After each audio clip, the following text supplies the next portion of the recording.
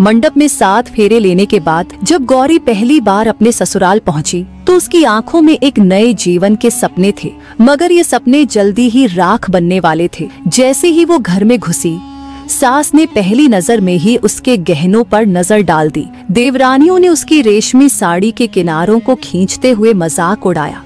बहन जी, मायके से क्या क्या लाई हो? गौरी ने मुस्कुराकर जवाब दिया। माँ ने सारा प्यार भरकर दिया है। ये सुनते ही पूरे घर में एक अजीब सा सन्नाटा छा गया। फिर ससुर के स्वर गूंजे, बस प्यार, पैसा, सोना, जमीन। पति सुरेश, जो अब तक शर्माते हुए चुप था, अचानक बोला, पापा, मैंने शादी से पहले ही कहा था कि मुझे दहेज नहीं चाहिए, मगर कोई नहीं सुन रहा था। पूरे घर के चेहरे उतर गए थे।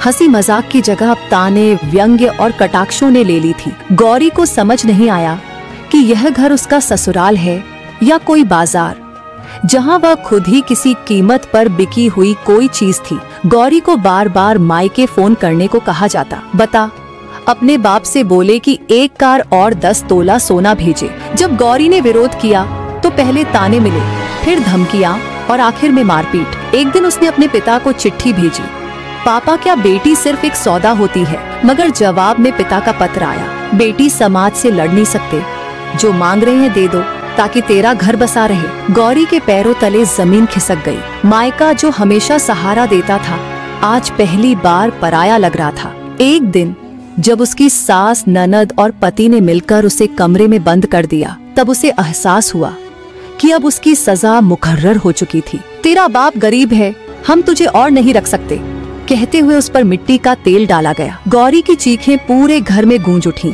मगर दीवारें गूंगी थीं, पड़ोसी बाहरी थे और इंसानियत तो शायद कब की मर चुकी थी। आग की लपटें उठीं, पर गौरी की आत्मा ने हार नहीं मानी। जैसे ही उसके शरीर ने जलना शुरू किया, अचानक एक तेज हवा का झोंका आया और पूरे घर की खिड़कियां अपने आप खुल गई। दीवार पर टंगी देवी दुर्गा की तस्वीर जोर से जमीन पर गिर पड़ी और फिर कुछ ऐसा हुआ जो किसी ने सपने में भी नहीं सोचा था। गौरी जलते हुए दौड़ पड़ी। बाहर निकलकर उसने पड़ोसियों की भीड़ में खुद को फेंक दिया। लोगों ने जब जलती हुई दुल्हन को देखा तो पूरा गांव दहल उठा। पुलिस आई, घर वालों को पकड़ लिया गया, मगर कहानी यहीं खत्म नहीं हुई। गौरी मरी नहीं, उसकी जली हुई देह ने समाज की आंखें खोल दी। वो अस्पताल में महीनों जलन और दर्द सहती रही, लेकिन हर दर्द के साथ उसकी आत्मा और मजबूत होती गई। जब वो ठीक हुई तो उसने कुछ ऐसा किया जो आज तक कोई और जली हुई दुल्हन नहीं कर पाई थी। उसने अपने ही घर वालों को कानून के कटघरे में खड़ा कर दिया।